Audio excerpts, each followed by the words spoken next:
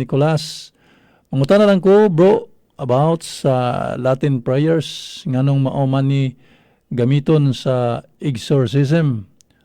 Unsa di ay kagamhanan ang Latin prayer. Salamat sa pagpatinaw. Okay, so kinigong Latin prayers mao man guni brother, biscuit ang official language of the church.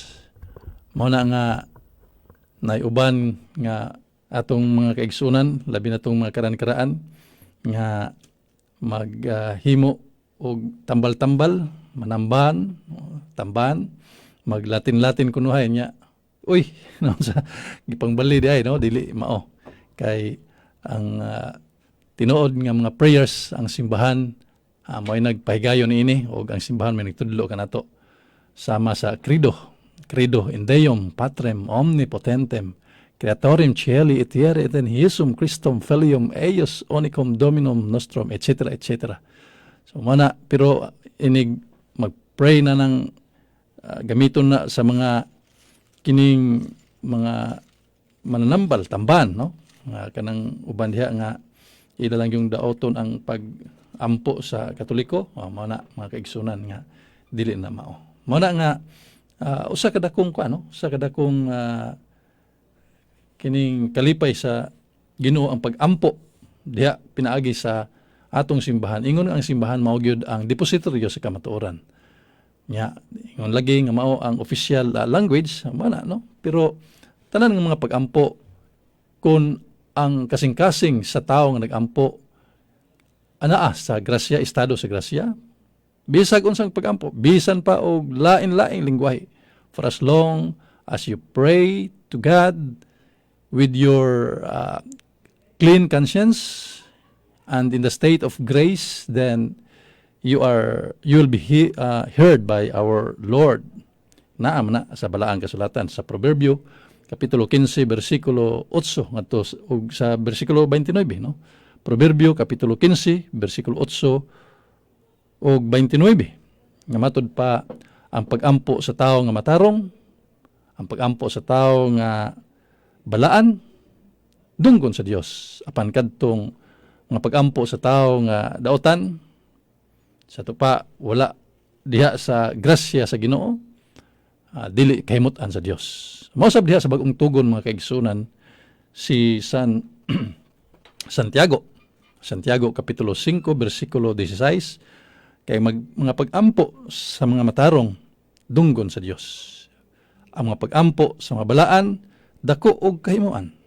So muna nga not necessarily that we have to pray in Latin language, although ang atong mga kaparian, especially during the time of exorcism, ilang gamiton ang mga linatin, pero ang uban usab mga exorcist gamiton man ang English or Bisaya, no? Di not necessarily nga Latin. Ang ato lang ang Latin mao man ang official nga language of the church, mao na ilang gamiton usab. Okay, daghang salamat Brother Bisikit sa imong pagpadangat sa imong pangutana. Atong tagna mga igsunan alas 7:20 na sa kagabion. Nya anamo nato ni no ang niya sa to ang cellphone karon. Bay-ubay na tingali ni atong tan-awon mga kaigsunan. Good evening Brad Adam. Watching from Tabada, Mambaling. Mangutana lang ko Brad kung kada adlaw ba ta magsigig simba mapapas ba atong mga sala na atong gihinulsulan. Palihog ko sa pagpatinaw. Salamat. Okay, daghang salamat Brother Julius no diha sa Mambaling. Magmayong gabi kanyong tanan diha. Nya amping ta ang ining panahon karon. Buyo ang usa sa mga requirements for justification of our sins mao gyud kining paghinulsol. Kining paghinulsol igsuon dili kay pagkuanan ni no igor ta mo nga pasaylo ako Ginoo nya wa tay buhaton kana yung kinasing-kasing nga paghinulsol sa daang tugon diha sa Isaias kapitulo 1 bersikulo 18 gisgutan ni propeta Isaias nga matud pa nga bisan unsa kadagtom ang imong kasing-kasing gumikan sa imong sala papution ko kana sama sa niebe. So gitataw og klaro no ang pagtulunan sa Ginoo nga bisan pa unsa ka makasala ang tao, bisag unsa kadaotan ang iyang binuhatan, apan kung moabot ang higayon nga siya maghinulsol ug magbasol sa iyang sala, di gyud kalikayan ang Ginoo muhatag gayud sa iyang gugma ug sa iyang grasya ngadto nining usa ka tawo nga mahinulsulon og labi na, no? Kanang paghinulsol mga kaigsunan aduna ni requirements. Di na ingon nga musulti lang ka dito, hinulsol na ka, pero deep in your heart ay pagkalayo pa di ay. Kay ang Ginoo matud pa diha sa unang hari kapitulo 8 bersikulo 39, God knows our hearts.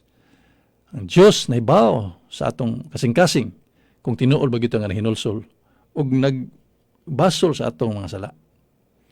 One of the requirements matud pa ni Ezekiel kapitulo 33 bersikulo 14 mga kaigsunan nga bisan unsa pa ka makasasala ang tao apan kung ugaling siya naghinulsol ug nagbasol unya nagbag-o sa iyang kinabuhi.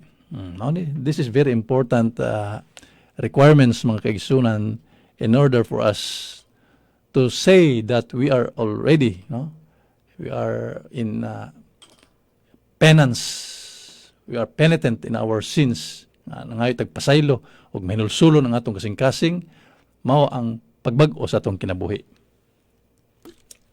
Importante ni mga kaigsunan tungod kay ang pagbag-o sa kinabuhi mo'y usa, no, sa mga kamatuoran nga ang tao tinuod nga naghinulsol, tinuod nagbasol. Unya sa dihang nagbag-o kita sa atong kinabuhi, matud pa sa Ginoo sa maong bersikulo, makabaton kag kinabuhi nga walay katapusan. See?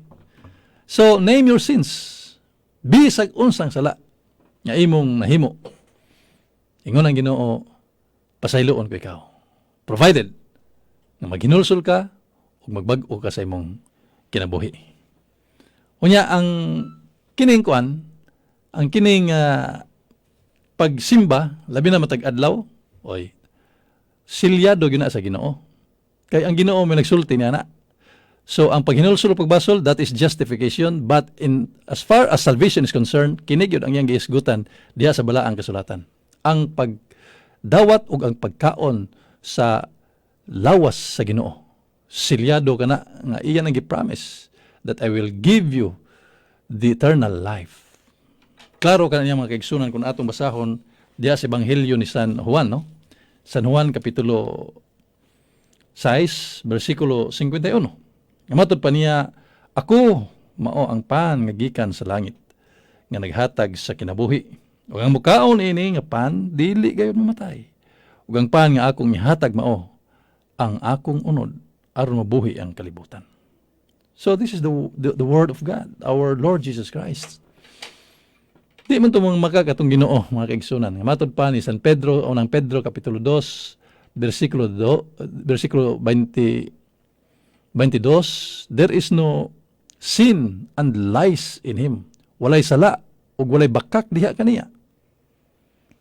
Muna nga igura gyud nagtug-an ang atong Ginoo nga ang mukaon nining maong pan, ako ang pan nga gikan sa langit ug ang mukaon ini maong akong unod makabaton gayud og kinabuhi. Ug mao kana diha sa santos nga misa mga kaigsunan. Nga kung mo atenta, mutambong ta niini, mo participate ta sa maong imbitasyon sa Ginoo, silyado na niya, promise na niya. Pero provided, di lang ta ingon nga moadto ta didto niya, basta lang makakalawa ta. Kinahanglan anaa kita sa estado sa grasya. Kay peligro pod mga kaigsunan, no? Mudawat naman ta diha sa Eucharistia, diha sa pag communion, apan napuno dayon ang atong kasing-kasing sa kalapasan o kasalanan nga wa nato hinulsoli. Ya kun mudawat ta niyan ang mga kaigsunan according to the teachings of the church, we are in the state of kining tawag og sin of kining sacrilegiyo Sa ibuti pasabot ana mga kaigsunan nga inay unta makadawat ta og grasya apan gumikan kay dili makatuhop gumikan sa atong kasing-kasing nga napuno sa sala. Sakrelihiyo ang dangat mga kaigsunan. Muna nga matud pa ni San Pablo ug matud pa sa atong Ginoong Kristo kung makamatngon kamo sa dihang ningadto mo sa templo unya nakinumdum mo nga aduna mo'y kaaway biyae ka na imong halad. Unya, pakig-uli una ngadto sa imong kaaway. Human na, bali ka na ako. Ug dawaton ko ang imuhang halad. Sa kana ka sugo sa Ginoo mga kaigsunan. Nagpasabot ba nga kung anaa kita, no? Ang atong kasing-kasing anaa sa sala nya aduna tay gidumtan, aduna tay mga kaaway, kinahanglan una pasayloon. Kay klaro kana sa pagtulunan sa atong Ginoong Jesucristo diha sa Mateo kapitulo 6 bersikulo 9 ngadto sa 14. Kay gitudloan kita sa pagampo sa mahanamo. Pasayloa kami sa among mga sala. Ingon nga kami nagapasaylo sa mga nakasala kanamo. Because if we do not forgive the sins of others, then we have no business to ask forgiveness to the Lord. So that is very simple equation. Kung sige lang tagpangayo o pasaylo sa Ginoo, but we cannot forgive others' sin, then dili mo hatag ang Ginoo. Magani ka kapasaylo sa imong sigataw nga imong nakita, din hinanaw nako. Mana itubag sa Ginoo. So mana nga tabalikon mga kaigsunan, kung limpyo kita, ang atong konsensya limpyo, ang atong kasing-kasing limpyo, nya diha sa atong pagdawat sa lawas sa atong Ginoong Kristo sa bayhon sa pan ug bino diha santos nga misa, then promise sa Ginoo makabaton kag kinabuhing walay katapusan. Okay, so mabita to usa sa kasaysayan sa simbahan nga usa ka bata nga namatay unya sa dihang nibalik siya, ipangutana siya sa usa ka pari nga si San Juan Bosco. Og nangutana San Juan Bosco nga Dominic ngano man nga niditso ka man sa langit, unsa may imong gibuhat nga wa man ka moagi og purgatorio. Agig tubag ni Santo Dominic Sabio mga kaigsunan, siya ningon nga gumikan siyang inadlaw-adlaw gayod nga pagdawat sa lawas sa Ginoo diha sa komunyon matag adlaw. Unya ikaduha ang Santos nga Rosaryo. Kining duha mga kaigsunan nga iyag yung gihimo sa tibok niyang kinabuhi. Bata pa namatay, apan ditsos langit ay. Wagin magig kainit sa purgatorio mga kaigsunan, ditsos langit. So mana atong balikon, Brother Biscuit, salamat kayo sa imong pangutana. Ditso, no? Diha, kung ana kita sa grasya, unya, hanata sa paghinulsol, so pinabalik ang grasya diri ka na to, ang sanctifying grace, unya, kining matag-adlaw kita mo simba, sama ni Santo Dominic Savio, diretso sa gingarian sa langit. Okay, din salamat, Brother Julius, no? Brother Adam, good evening. Mangutana ko, ang atong mga pag-ampo doon na di ay anghel nga magdala ngadto sa Dios sa Tubit, Kapitulo 12, versikulo 12. Ang pag-ampo ni Sara og Tubit, ang anghel Rafael, mao ang nagdala sa ilang mga pag-ampo.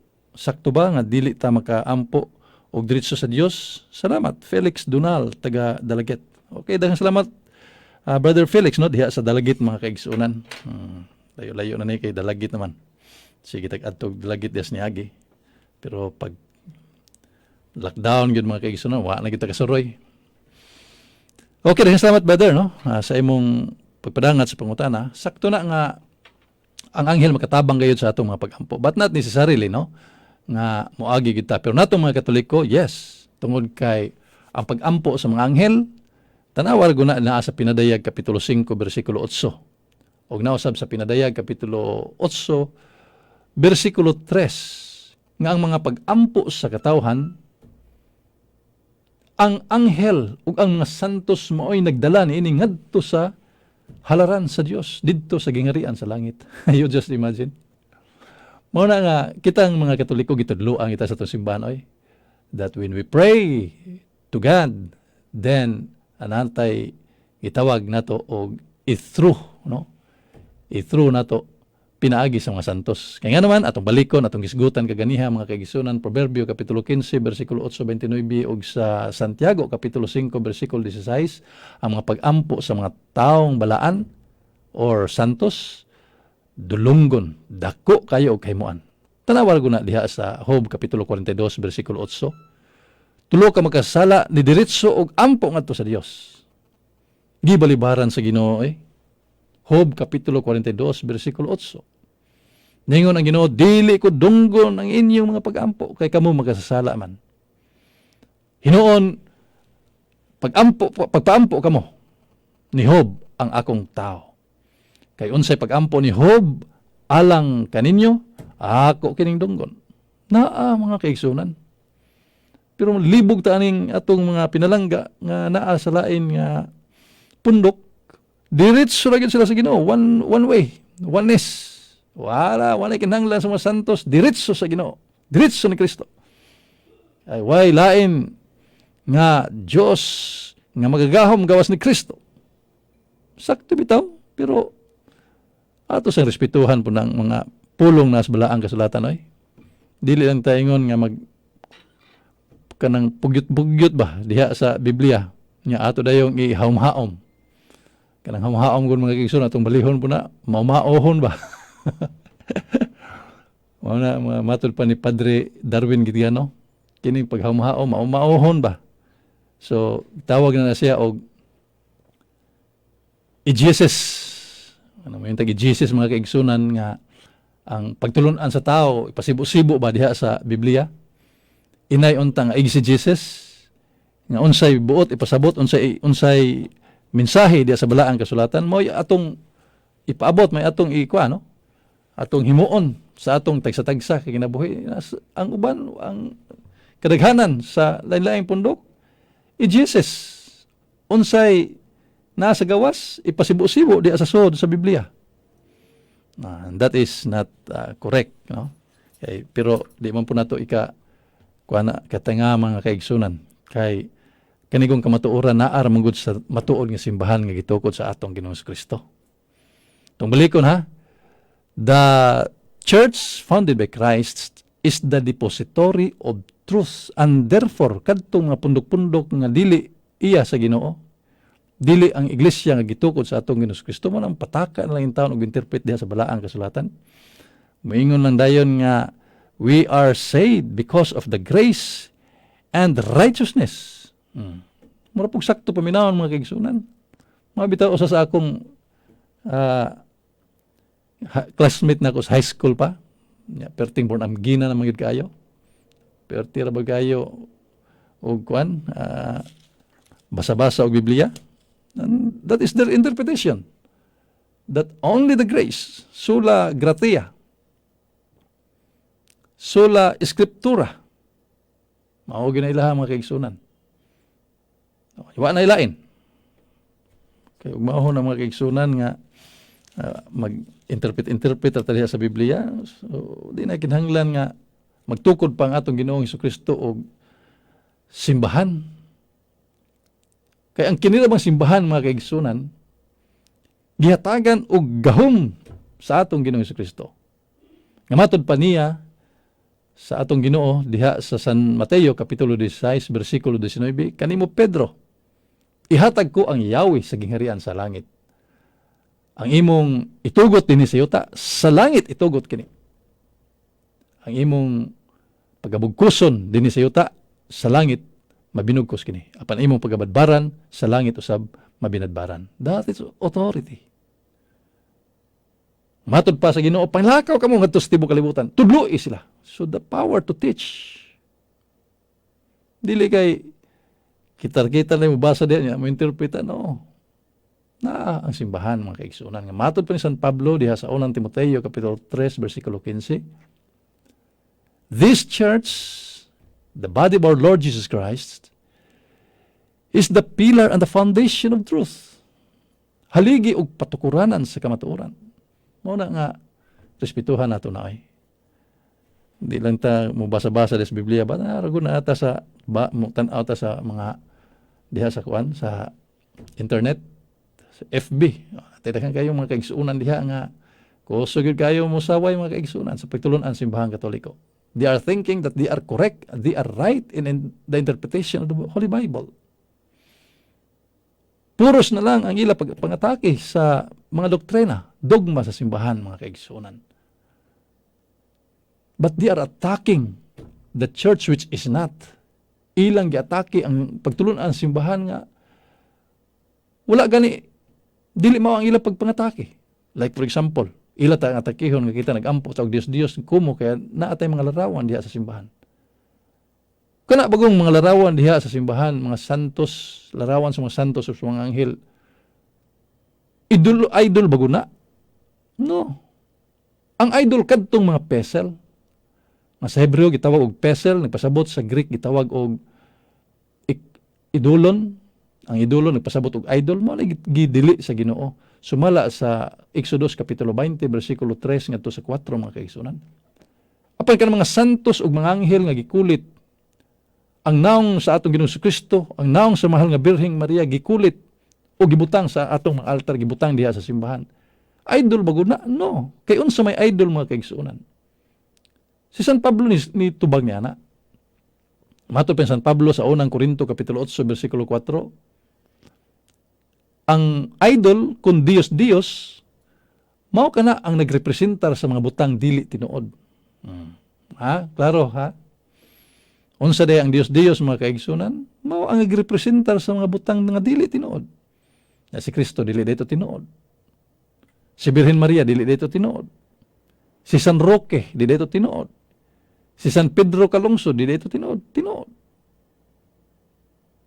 Muna nga ang mga Israelitas adunay duha ka terminolohiya nga gigamit sa pulong graven images. Kadtong pesel nga atong giingon nga Dios, mao na gidili sa Ginoo.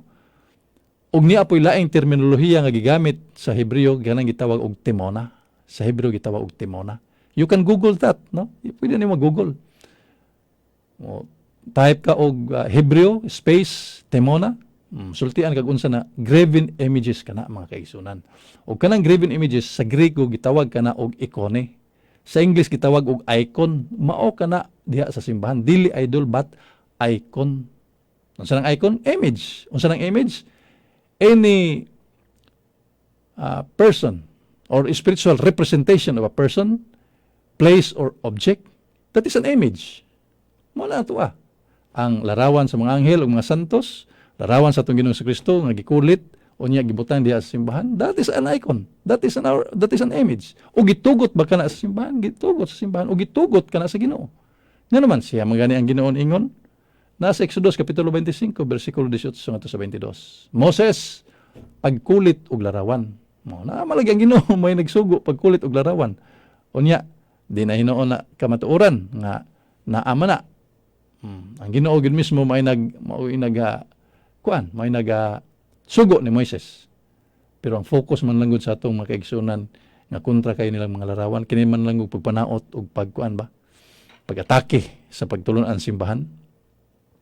Mana dili man nato kalikayan tungod kinaan naman nas balaan kasulatan. Ingon ang atong Ginoong Kristo kundi ka mo tabang kanako sa pagtigom magkatibula agid mo. Naa sa Mateo kapitulo 12 bersikulo 30. Mao na nga no wonder no kun ang atong makigsunan nga nasa laing pundok magpanudlo nya mag-atake kana gumikan kay katumanan kana sa gisulti sa atong Ginoong Kristo. Kay lagi matud pa niya diha sa Mateo kapitulo 24:4-5 o kapitulo 24 bersikulo 24 ug 25 nga daghang mga magtutudlo nga mga bakakon, mga false prophets. So mana nga kanang mga false prophets gikan ta gyud kanato. Gikan ra sa simbahan. Mao ra gina. So gikan sa simbahan sa atong Ginoong Kristo, gikan sa Katoliko, ni gawas nya nudlo nagbinalitan mga kaigsuonan. Kay ang simbahan Katoliko sukad pa niadtong 33 ano Domini. Hangtod karon mga kaigsuonan. Nga sige og atake pero napildi ba o dili? Kay giklaro ka na sa atong Ginoong Kristo diha sa Mateo kapitulo 16:18, to es Petros et soperhang Petram edificabo ecclesia meam et porti enfere non prevalebunt adversos iam. Matod pa sa atong Ginoo, thou art ikaw Pedro bato, ug ibabaw nining bato pagatukuron ko ang akong iglesia. Nga bisan gani ang ganghaan sa Hades kun impyerno dili makapukan niini. So the church founded by Christ cannot be destroyed. Mao nga kining daghang pagsuway sa simbahan pero napabilin hangtod karon mga kaigsunan. O makailapon tungod kay daan ang gisgutan diha sa balaang kasulatan nga ang simbahan sa Ginoo mokaylap sa tibuok kalibutan. Kay siya mao ang maghatag, siya ang maglamdag, ug siya ang mopaabot sa mga kamatuoran ngadto sa tanang suok sa kalibutan, ngadto sa tanang katawan. So naa sa balaang kasulatan mga kaigsunan. Alright, salamat kayo niya atong takna alas 7:42 na mga kaigsunan.